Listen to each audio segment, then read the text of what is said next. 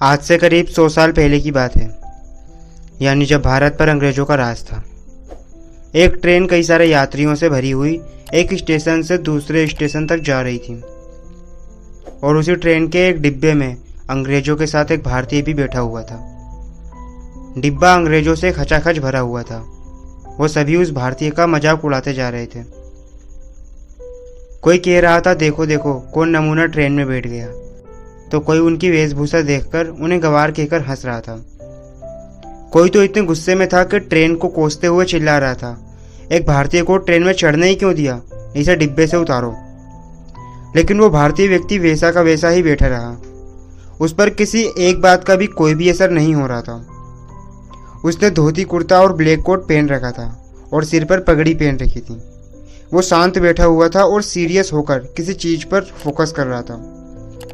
Train अपनी पूरी रफ्तार से चल रही थी और वो अंग्रेज मिलकर उस एक अकेले भारतीय का बार बार मजाक बनाते रहे।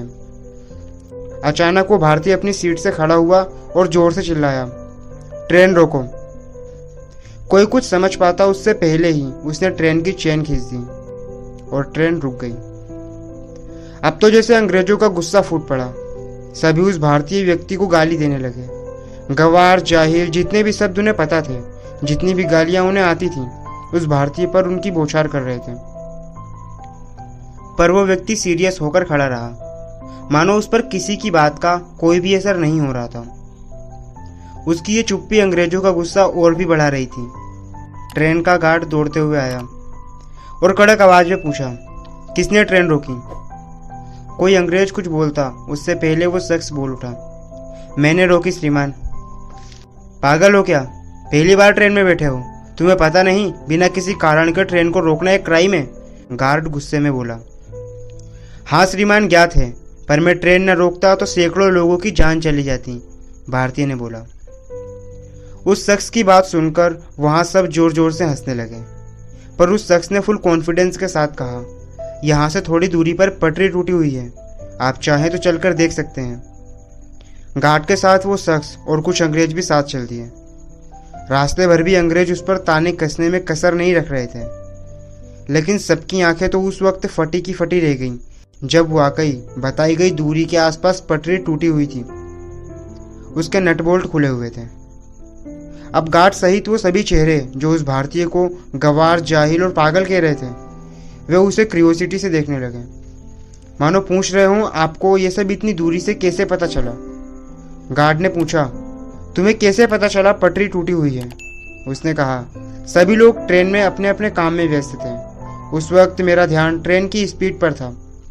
ट्रेन अपनी नॉर्मल स्पीड में चल रही थी, लेकिन अचानक पटरी की वाइब्रेशन से उसकी स्पीड में परिवर्तन महसूस हुआ, और ऐसा तभी होता है जब कुछ दूरी पर पटरी टूटी हुई हो। इसलिए मैंने बिना समय गवाए ट्रेन रोकने के लिए चेन खींच दी। गार्ड और वहां खड़े अंग्रेज दंग रह गए।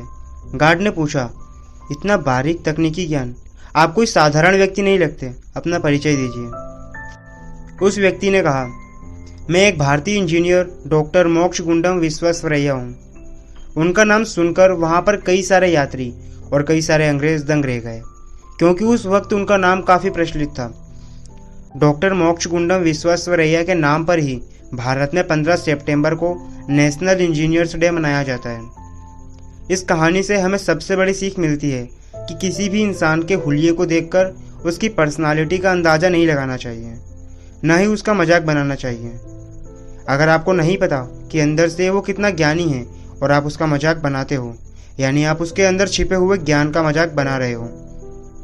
अगर आप जाने या फिर अनजाने में किसी व्यक्ति के ज्ञान का मजाक बना रहे हो, तो दुनिया में अगर कोई सबसे बड़ा मूर्ख है तो वो आप हैं। इस वीडियो को लेकर आपके जो भी थॉट्स हैं उन्हें कमेंट में ज़रूर बताएं। इस वीडियो को जितना ज़्यादा हो सके शेयर करें और ऐसी ही वीडियो देखने के लिए चैनल को सब्सक्राइब करके बेल आइकन को प्रेस करें। मैं आपसे मिलूंगा अगली वीडियो में। तब तक के लिए जय हिंद, जय भारत।